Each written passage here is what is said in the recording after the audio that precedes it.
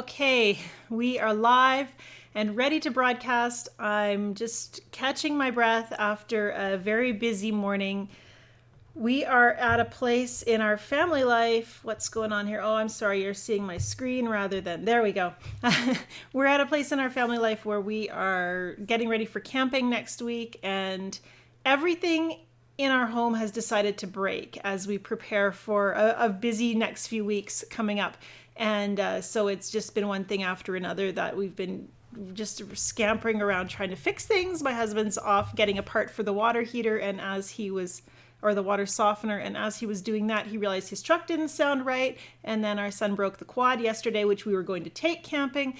And so suddenly it's just that whole snowball effect, and I'm just really praying that we'll all be able to keep perspective and not feel like it's just this blizzard of, someone's out to get us or something. You know what that's like, I'm sure.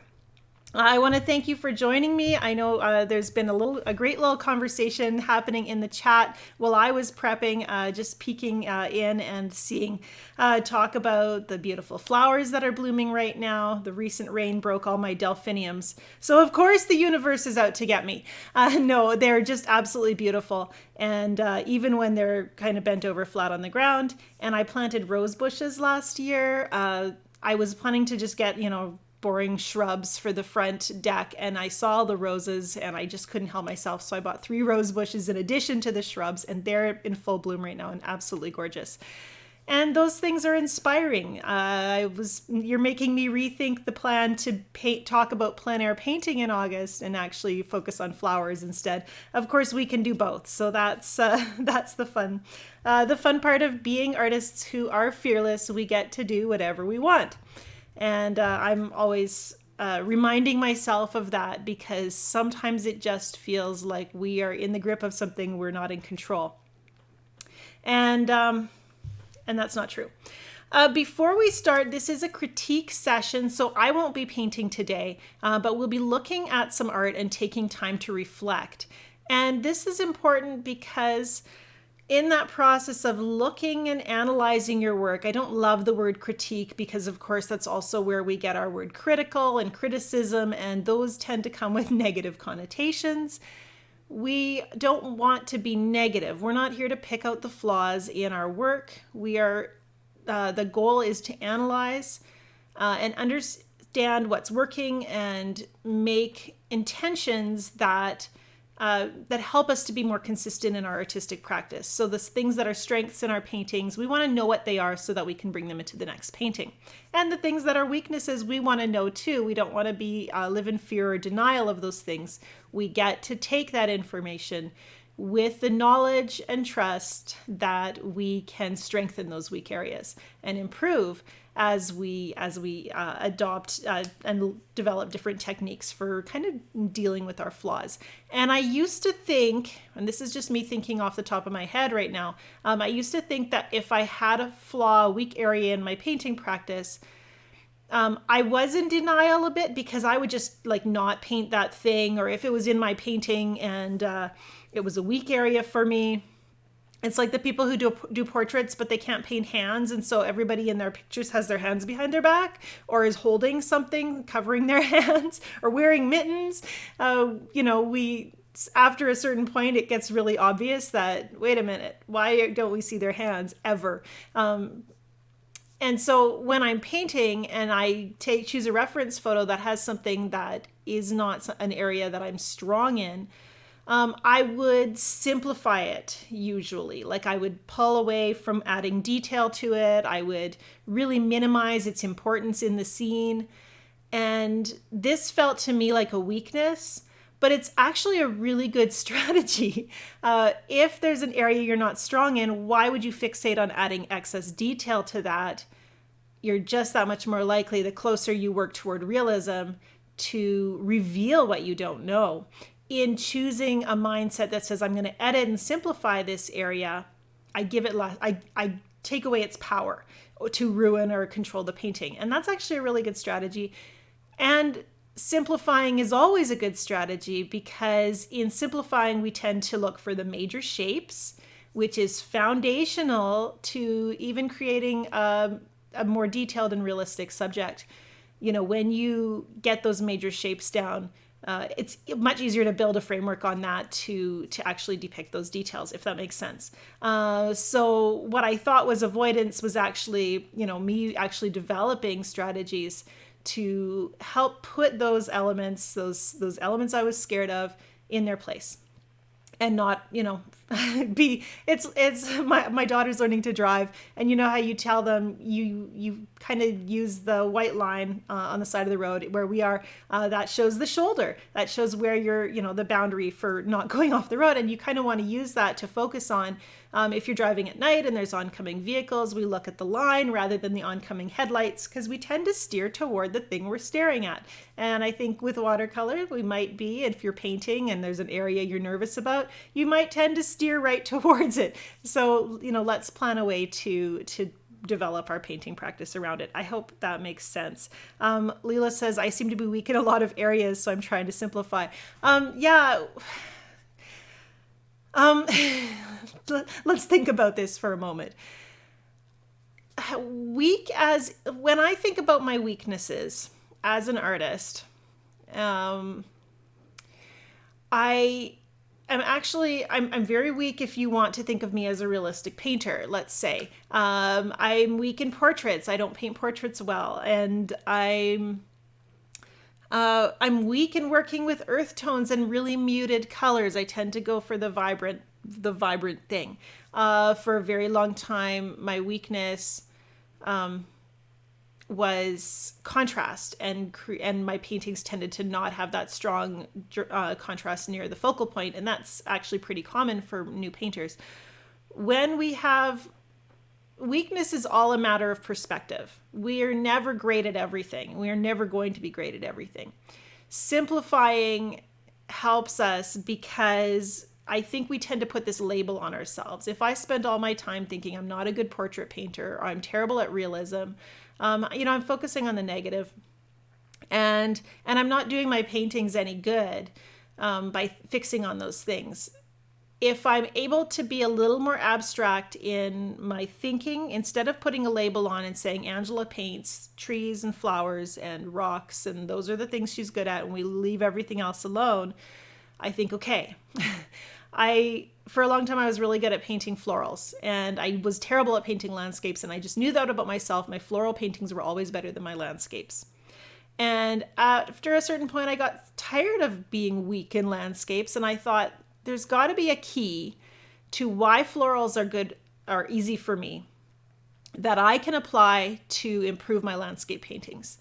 And, what is it about florals that makes it easy? Well, so I thought about my florals, and I thought, well, I do that large shape of, that large mass of color for my main flower. And then from there, I build out, lesser detail, but it all supports that main focal point flower. Well, why am I not doing that with my landscapes? Why am I not thinking, here's the largest mass of shape that is my focal point, and then building out in a way that supports that focal point? And when I started to think about what worked for my florals and applied it to my landscape paintings, it became suddenly easier to paint landscapes.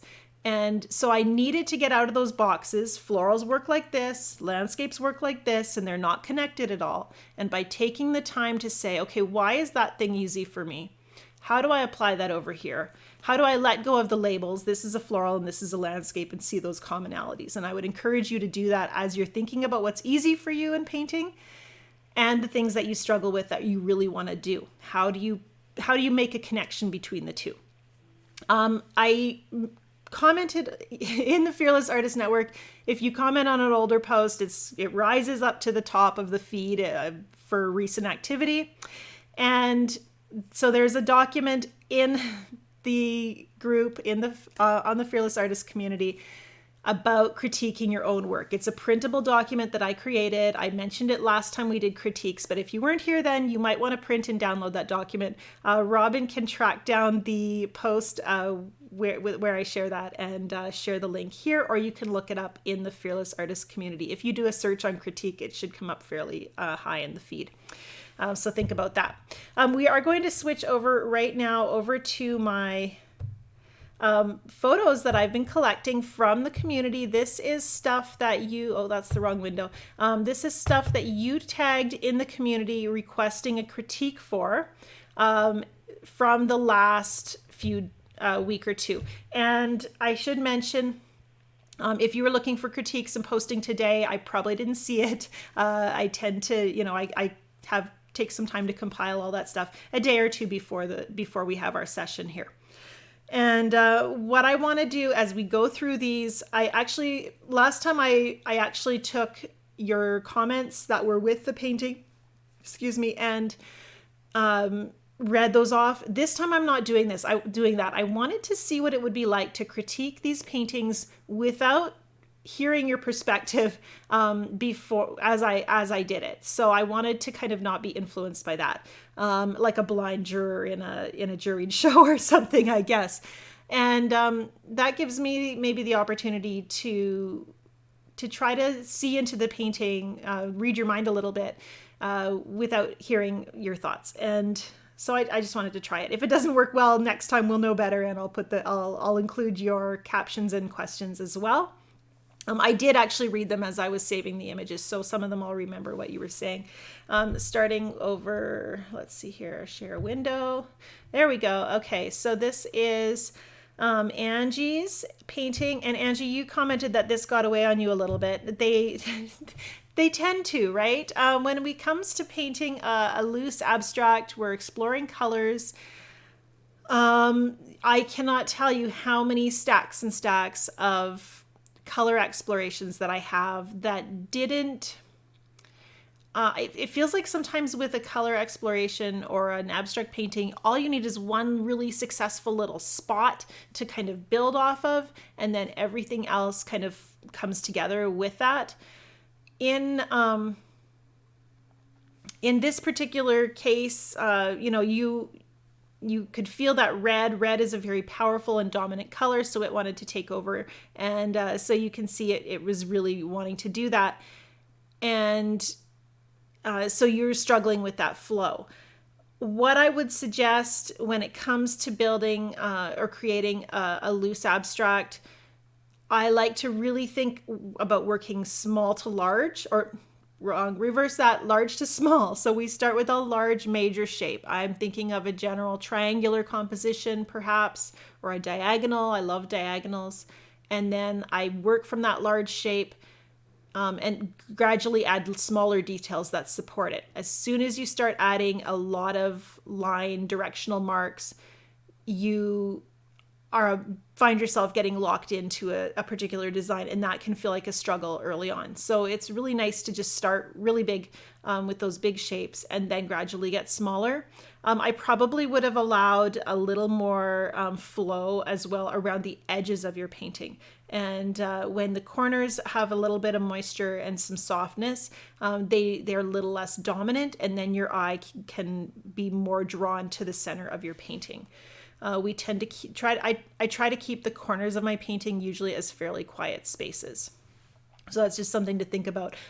When it comes to something like this, when we're working with loose and fluid exercises, remember not to make them too precious. Each one is an opportunity to learn, and they're meant to have a little bit of feeling of disposability. I don't know if I like that word, but we're focused on the process and not the outcome so much. So the goal here is the feelings that we have. When I do a color exploration, a loose warm-up, an abstract, I'm looking to get myself in a certain mindset. I'm not nearly so concerned with what the painting looks like as how I feel as I'm making it. Okay, this one, it's not showing me names, so I have to reduce it down. Christy, this one's yours. And you had posted another one and then asked me to disregard it. So I'm disregarding it. And so we're looking at this waterfall, and I like it because I'm going to paint a waterfall for our Friday video lesson on YouTube. And I'm thinking I'm going to put that up in the community or in the Learn Watercolor the Heart-Led Way beginner course a day early. So you can check that lesson out on Thursday if you really can't wait. So that'll be up there for tomorrow. Waterfalls are a really great opportunity to play with contrast. You mentioned you were in love with the left-hand corner, and I would suggest probably just cropping that whole left side right out. What will happen when you do that, and I really wouldn't do much more with this painting. I love the overall feeling of there's kind of this harmonious, unified texture in the trees and the cliff, and even in the sky a little bit. And then the waterfall has that nice crisp edge that we're really drawn to. And as soon as you crop out that left-hand side, you're going to see the vertical height of that waterfall a little bit more with that narrower format. And it's going to also be less of a distraction. That strong, hard edge will be more drawn to the edges of the waterfall themselves. So yeah, I like this, Christy. And like I said, sometimes you don't need to paint. You just need to crop a little, and that can really change the balance of your painting and swing your eye back to the focal point if there's an area that's too dominant. Okay, this one is Darielle's, and I just thought, what a beautiful subject to paint. And I think you could paint this for days and days and days and never get bored of it. The colors in the lower right are just absolutely stunning. Just love that. And it makes me very happy to look at it. So dynamic. And the one thing I would mention when I look at your value study is that you're stopping your dark clouds above the horizon line rather than having that dark curving shape touching the horizon. But if I'm looking at your reference photo, I actually feel like the clouds do touch, do flow down and actually touch the horizon. And actually a little bit of that shadow cast by the clouds, you can actually see it being cast on the horizon where the horizon and the cloud meets. And those elements can help really connect sky and landscape in your painting. And so I would look for ways to play with that as you paint this. But again, just loving the colors in that smallest or that lower version. Really pretty.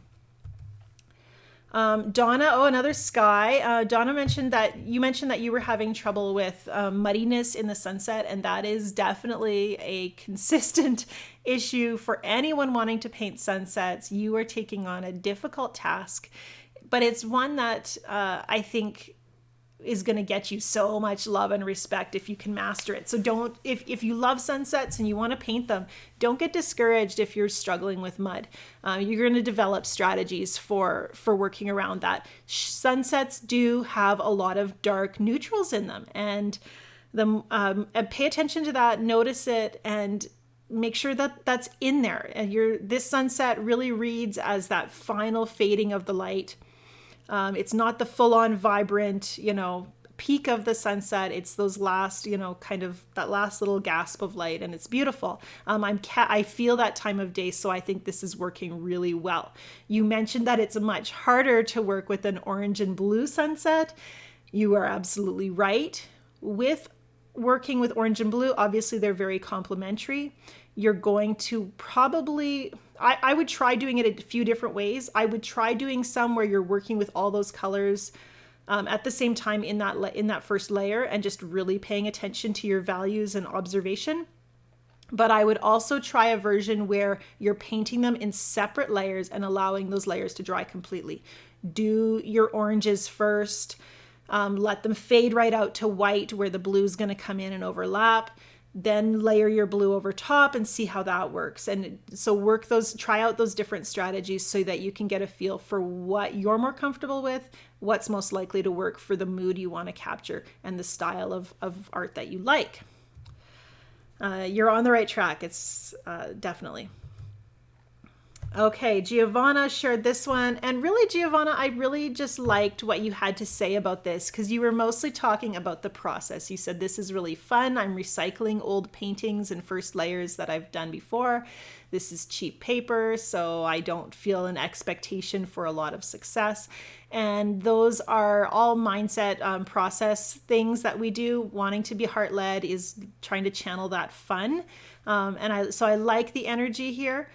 I think, and I'm not saying this to you specifically, Giovanna. I think that sometimes when we say, oh, this was fun, sometimes we're almost too casual, where we could be careless or sloppy because we feel like if we make this painting too important, we're going to be like devastated by it, or we're going to feel discouraged if it doesn't turn out. So there's a kind of an interesting balance there. You don't want to be like, oh, this is garbage, so I'm just going to, do something and then not be surprised that it turns out horrible. We still want to try for beauty and have that as our purpose. Again, focusing on the process means having some really courageous insights about yourself. And so maybe if you're somebody who's always avoided like a representational subject, or doing things on good paper because you don't want to make you're so afraid that if you make your work, if you approach your work as important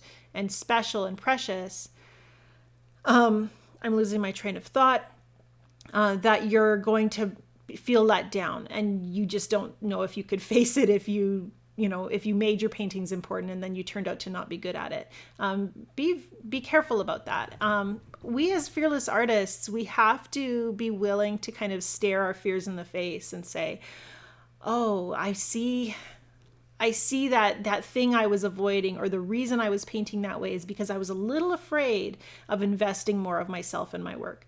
And so there's an interesting balance there. We go back and forth, and I do that myself. I say, okay, this is going to be a serious, important painting, and I'm going to invest a lot of time in it. And I'm also going to pull back and play and have fun, or I'm going to give myself permission to play and have fun in this serious, important painting.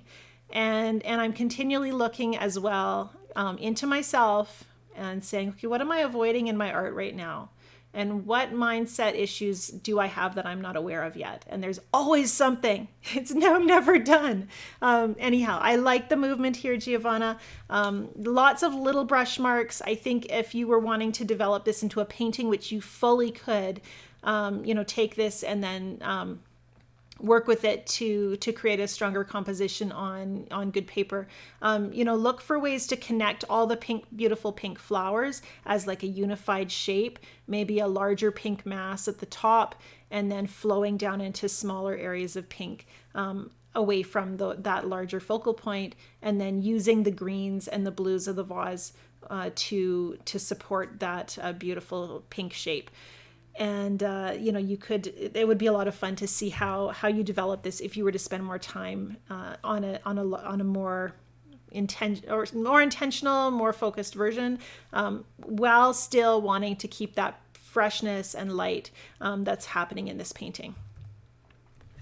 Okay, Gretchen, I liked what you had to say about how you've lately been really enjoying the white of your paper and kind of that minimalist feeling, because I really like the minimalist feeling of this. And I know there's probably subtle values that we're not even seeing because, a camera just can't catch them all. There's a little hint of mountain in the background that I'm just barely seeing, and I really like that. The one suggestion I would have, and I think this painting works really well actually in a lot of ways, is I would have probably pulled my trees right up out of the top, the two dead trees in the foreground. I would have pulled those tree trunks right up outside of the top of the painting. I try to have my composition when I'm painting a scene. It usually seems like my composition works the best when three sides of my paper are connected to the focal or to the major elements of the scene. If those trees are more powerfully touching the top of the paper, then I have a contact point at the top. And I already have a contact point at the bottom and and some on the right hand side. So you just get a little bit more of a groundedness when your elements are touching the edges of your painting.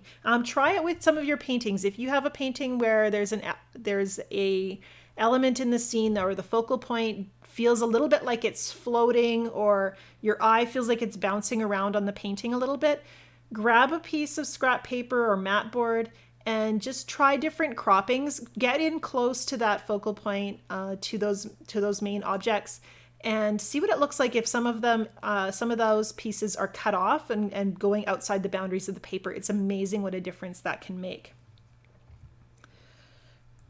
But I too love the minimalist thing, so I thought that was a lot of fun to talk about. I'm just gonna quickly check in and make sure you can everything. Yeah, okay. No panicked questions saying that you can't hear me or something, or the video stopped working. I always want to make sure halfway through. This is Iris's work, and I like that you showed the before and after. You mentioned that you were loving the watermarks and the freshness of the first layer, and then you felt like it got stiffer in the second.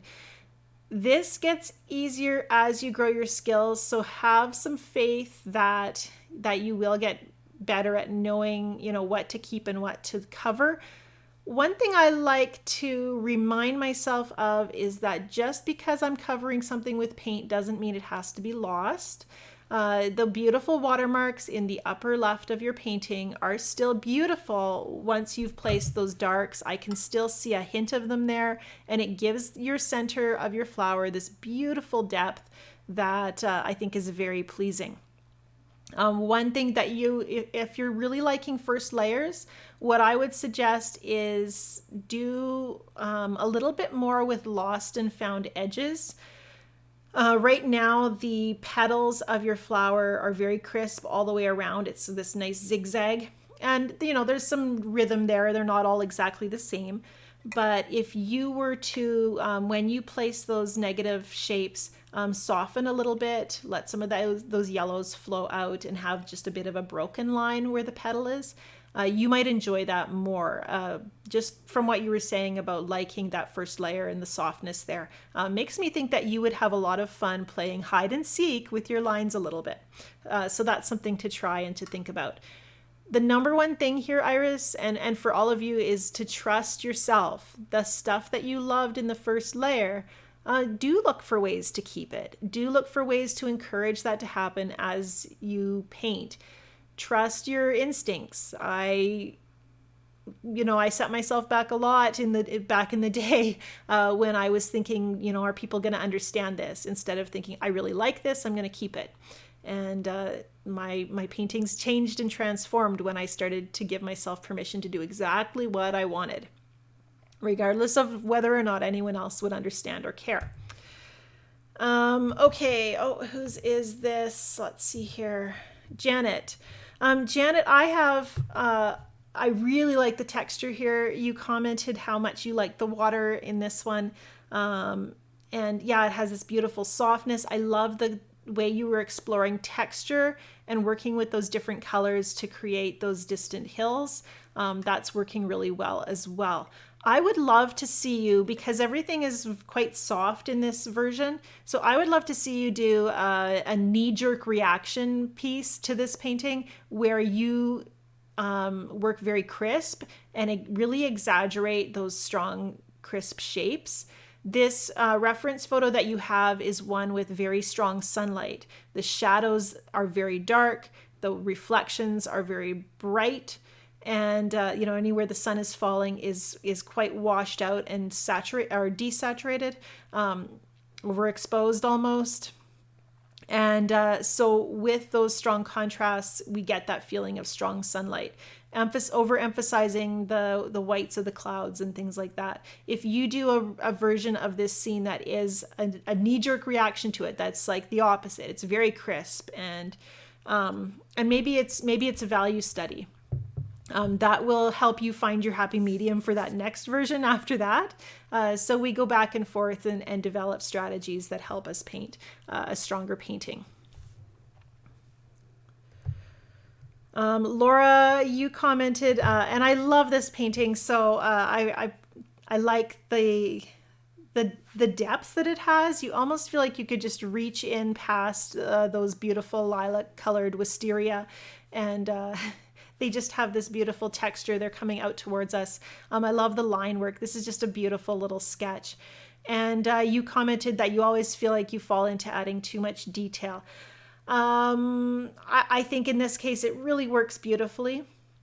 One thing I would just suggest is if you do variations. Once you've done one version, say, okay, now I'm going to do a version where I only use pen on the building and everything else is going to be really soft. Or maybe I do the whole thing as a sketch in pen, and I only put watercolor on, the focal point, on the building itself, and everything else is very soft. There's a lot of different little rules we can give ourselves to challenge ourselves and change things up.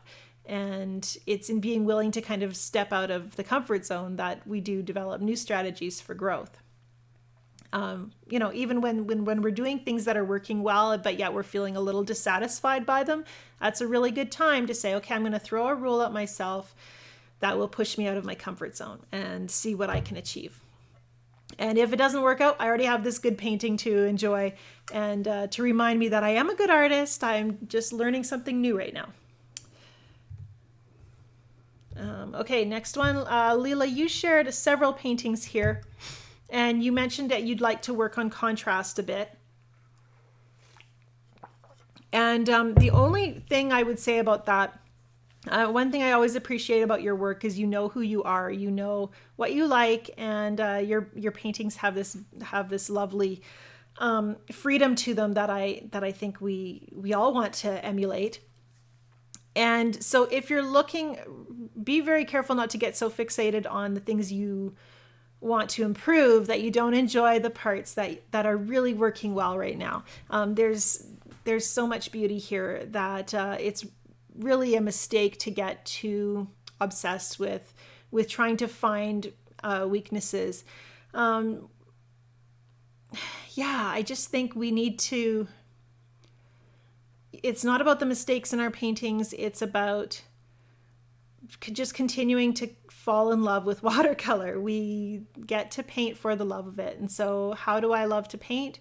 And what really gets me excited when I'm painting? Lately, I'm realizing that what really gets me excited is taking one big risk. And when I drop in that shot of bold color, that influences my focal point, it creates contrast, and it makes my heart go boom, boom. So those are all really good reasons to do it. And so I would suggest that for you too, Lee, is just be willing to dash in like one bold stroke to say, okay, here's the focal point. Whoosh, I'm going to put it in.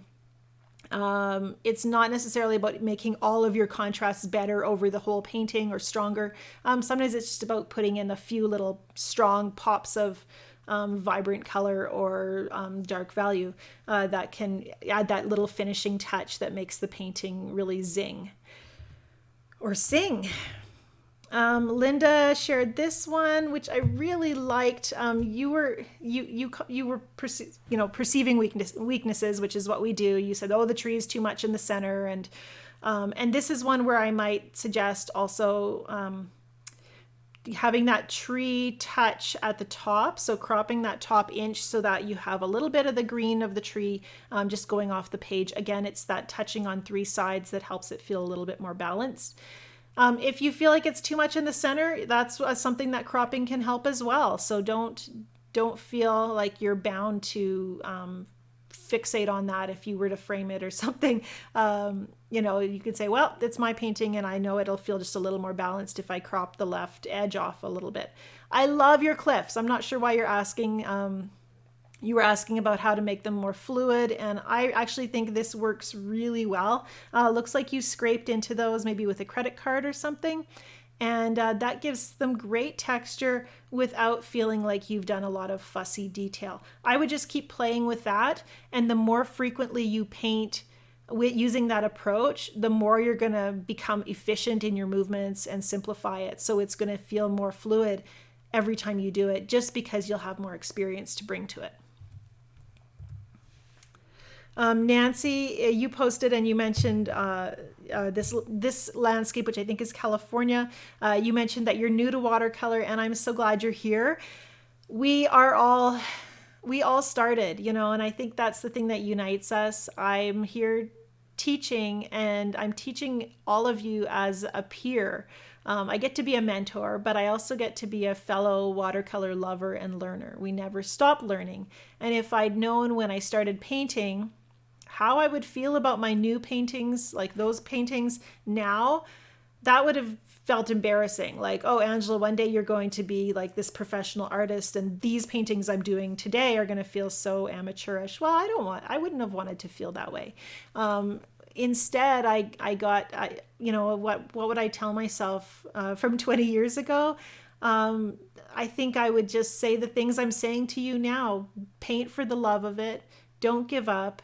You're going to make beautiful things as you log those brush miles. And so, don't avoid painting because you feel like you're not good. Don't be ashamed of what you're doing. The work I'm doing today, 20 years from now, I might feel, like, boy, well, what was I thinking teaching all those students when, my art was just had so much further to go. And so yeah, we have to be proud of where we are, wherever we are, I think, is the upshot of that. Because we keep getting better. And so we get to own what we're learning. And there's some lovely things that I see happening here, Nancy. I see you exploring fluidity, building up that first layer in those large major shapes, which is really important. I see you exploring brush marks. I love your grassy strokes and the hints of spatter that are adding texture there. And I like seeing how you're building up color and shadow in your bushes and along your tree as well. And so all of those different things are brush miles that are going to build your skills and make you more competent and confident. So I'm excited to see that. One thing I like about this scene is it's got a lot of warmth in it. There's a lot of those yellows and greens are very warm. The brown is a very warm color, and so it's very peaceful feeling.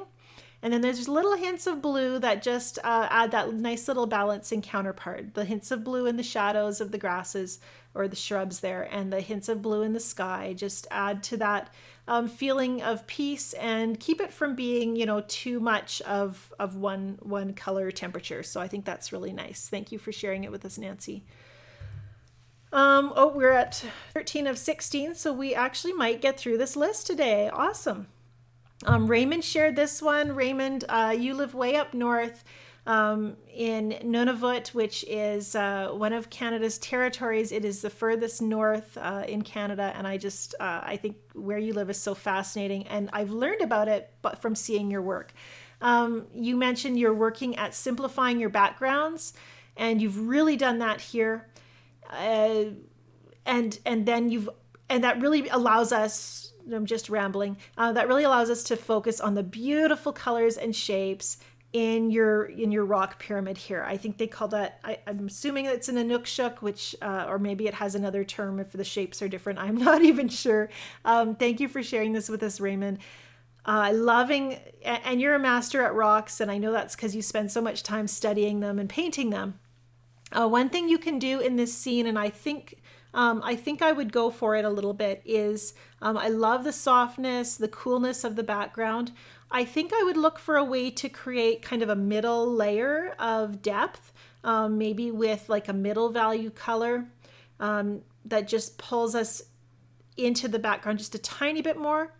The other thing I think I would suggest is I'd love to see your rocks dominate the painting even more. Maybe they would, if they were taller on the page or had a little bit more height to the bottom rock. It just would give us that stronger feeling of that dominance in the painting, if that makes sense. Just exploring different placement of that element is really going to impact your painting. And that's one thing that I've learned over the years, is that when I am when I do a small sketch of something, of a painting, and then I decide to do a larger version, if I get my placement of my focal point different than what was in the original sketch, it can change the entire painting really dramatically.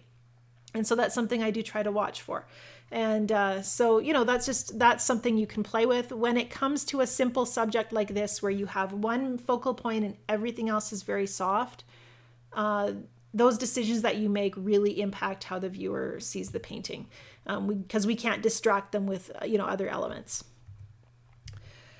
Next one is Roberta's. Roberta, you mentioned this is just the first or second layer for a landscape that you're working on. And I think I wanted to share this. I don't have a lot to say to critique it because it's not finished yet, and I like the way it's developing. So that's why I wanted to show it. This is a really good example of of a great beginning. There's some things that Roberta's going to have to watch for as she's painting. And yet she's established a foundation that's positioned everything in the scene. We know where the major land masses and shapes are. I love those watermarks in your clouds. Anywhere there is line in your painting in those early layers is going to show through. We talk about that in the beginner course when we talk about edges. So anywhere those lines are, you're going to want to work around those lines and think of them as a boundary. So that might have meant that maybe you should have just more softly flowed color down right to the end of the paper rather than leaving that white space in the lower right. I know you want to put your cows there, I think. But sometimes just even flowing soft color there and just hinting at the colors that are going to be placed there as you build up the layers for your cows, or even just flowing color softly and then blotting it with a paper towel to leave it really close to white. Those are often better strategies than painting around something and leaving a line. Although I think it should be quite doable to place your animals and then still, put in some details, some textured grass and so forth, working around the lines, the watermarks and edges that are in the painting. Stacy shared this one. You guys, waterfalls. And like I said, you'll see a waterfall lesson in the Heart-Led Beginner course on tomorrow, Thursday. So Stacy, you were talking about all the things you wanted to add to this painting, and I want to tell you to stop. You mentioned that you weren't really finished adding detail in the lower left. And I would suggest that if you add too much detail in the lower left, your eye is going to get pulled down to that area away from the movement of the water toward the top and the beautiful rocks. So I would just leave that. Same goes for anywhere else you were thinking of adding detail. If you have simplicity away from your focal point, it really helps the viewer to enjoy the focal point and just to spend more time lingering there. And I think that you've done that really well. I really don't think this painting needs anything else. So stop, brakes, put the brakes on and just enjoy the painting. If you're studying it for, for a couple of weeks, you see it periodically as you come into the studio or wherever you've got it placed, and you see something that you absolutely have to add, if it stands the test of time, if it's meant to be changed, it will still be speaking to you 2 weeks in or a month in. So take your time. Don't feel like you need to rush in to finish something because you just didn't put enough paint in that part of the painting. I'm preaching to myself there. Okay, we've got one more. Sainun, this one I just thought was really pretty. And you said it was inspired by me, but I don't see me here. I see you. This is actually a really good example. I was talking, Iris, about lost and found edges. There are a lot of lost and found hide and seek edges here. We see partial shapes of flowers that flow out into the background. And we see actually something that's a little tricky to create, and that is orange and that lovely blue violet playing together in this wash without getting overly muddy. I know that happens best when we use a light touch. She's not going in and stirring color back and forth. She's got a soft area of water, maybe around the edge. Let's use the rose towards the middle right as an example. She's placed, maybe a bit of water to define that edge, and then just gently touched in that lovely lavender and let it flow. And it's been able to do that organically because she didn't go back and forth and push it around afterwards. And that keeping a light touch, letting the paint move, is really beautiful. I was thinking today, and I'm going to pull up the screen here and just talk directly to you. I was thinking this week about, so I'm just trying to organize myself. I was thinking this week about our brush, and I thought, really in the painting, your brush is a hand. And let's think about that. The brush is held by our hand, obviously, but it's also the one time we're actually pushing stuff around and orchestrating and arranging things in our painting is with the brush.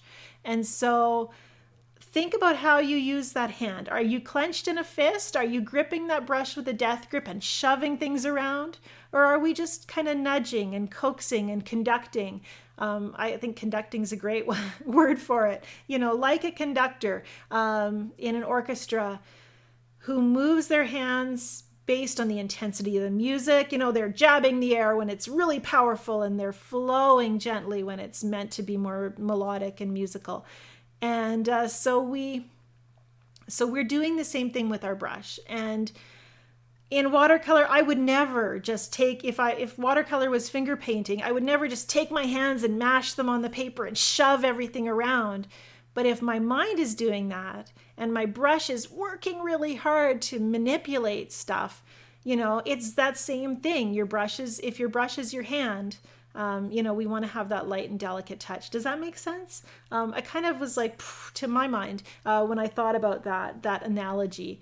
And just like a conductor, he's not running over to the musicians and grabbing the bow, the violin to make them do what he wants them to do. He has to guide them, but they still make the decisions. And in watercolor, we're a lot that way. We indicate, we gesture, we suggest with our brush. We demonstrate the intensity we want to have, but then we also have to let things happen. We have to let things flow. And it's a beautiful dance. And again, when we're gripping and punching our paper, it's going to show in our work. I want to show you the stuff. Oh, come on. Oh, it's not working.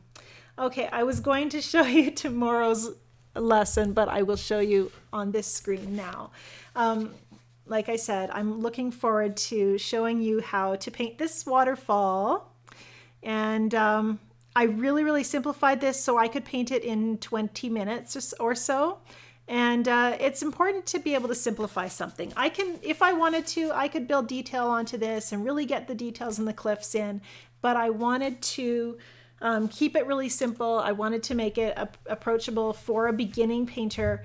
And as a beginning artist, to learn how to see everything as a shape and to learn that everything can be simplified is really important. So we're going to be, I'll be posting that in the community or in the Heartlad beginner course tomorrow. It will also be on YouTube, so you can share it with your friends on Friday. It's one of my World Watercolor Month free lessons. You just get to have access to it a little bit early. And then really easy to find because it is part of the Heartletter beginner course. July is winding down. We have a week left, and that's hard to believe. I'm very excited to be thinking about plein air painting for next month. We'll have some really good stuff in the community for you on learning plein air painting. We've partnered with The Portable Painter, and we're going to be doing some awesome giveaways. So excited. Steve from The Portable Painter, he's the inventor and engineer who designed the product, and he's just so fun to work with, and he's very generous. So I'm looking forward to sharing that with you. Yes, through the month of August, you'll be seeing new lessons focused on plein air painting, and not just plein air painting. Actually, we're going to be doing I do have a video where I'm actually outside painting and being very distracted by my dog. And then I want to then take that material and come to the studio and develop it from there. And Robin's sharing the Portable Painter link. Make sure if you are ordering on there that you use the code Angela, all capital letters, because you'll save 10% off. He does that for me because he's just that kind of guy. Yeah, I'm just reading your feedback. You're looking forward to the waterfall lesson. That is fantastic. Janet says, Angela, you have a gift for words and for your ability to be strictly positive with us. I am all about being positive. And Robin can tell you this. We were dealing with a problem last week, and I'm like, I'm so glad we had this problem. It really helped us to understand, what we should be doing to, being proactive about if it happens in future. And that's just the way, that's I think the best way to keep perspective in watercolor. It's worked every time, is that, this thing I'm struggling with, it's so good for me. It's going to teach me things that I would not have learned if it was always easy. And that's really important to me. Keeping that perspective. I wish I could teach my teenagers how to do it, because they're at the stage where if things are not going well, everything is horrible. They're going to learn it. They can't help it. I will not give up on them until they do. Yes, Leela's asking about the portable painter. They just have the one model at this point, although he's coming out with some new stuff pretty soon, and I can't wait. I get to share that as well very soon. What else do we have? Our book club has been ongoing. We've been talking about Nancy Hillis's book, The Artist's Journey. Next month we have something else planned. We're not going to do a new book club, but we can keep talking about the book, and I love hearing your insights from it and the things that stuck out to you. And being a part of your discussions. We are learning together. We are fellow artists on this journey. My mission is to help you stay focused, help you keep perspective on why you paint, and why you started, even because we really get sidetracked sometimes into wanting to make something good, something amazing, when we really just started painting because we loved watercolor and it was that within us to create. And to have faith that as you paint and keep painting, you are gaining brush miles, you are growing in skill. You will master this medium if you have faith, and don't give up, and don't be afraid of it. And Judith, you're asking about palettes. That's a great conversation for the community. I would love to see your palettes. Somebody want to throw a post up asking, show us your palettes. I'd love to see what different people are using, what variety is out there. I have a whole stack of palettes. For many years I used that plastic rectangular, just the cheap Reeves palette. And I still have a stack in my studio. And then I switched to the Robax palette, which I'm really liking. I'm trying another one of theirs very soon. And others swear by portable palettes. If you want to spend $700 or thereabouts, you can buy a brass palette and be very fancy. And we will all be impressed by your willingness to spend money on a fancy palette. Actually, they're beautiful. I kind of drool every time I see them, but I can't justify it.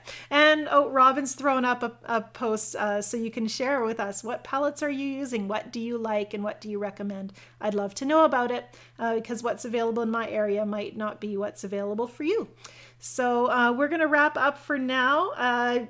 We will be back. I will not be doing a live session next week because we are traveling and camping, and I'm getting my soul fed with beautiful scenery so that I can paint more of what I love. Really important to step out of the studio, to be a part of the world so that we can add richness and depth to our paintings. And so I won't be here next week with the live lesson, but we'll be back in August, off and on. Again, that's our month for holidays and travel. And I have a volunteer thing I do every year that takes a week of my life and a lot of energy. And so it's going to be a little back and forth, but there's still going to be great content for you here in the community, and video lessons to help you grow your skills and watercolor techniques and become your own favorite artist. That is the chime to say my time is up. So I will wrap up for today, and just thank you for being here and for your positive input into the community. It is so beneficial to be a part of this community of fearless artists, people who love fellow watercolor lovers just like me. I appreciate you. Have a great day, and bye for now.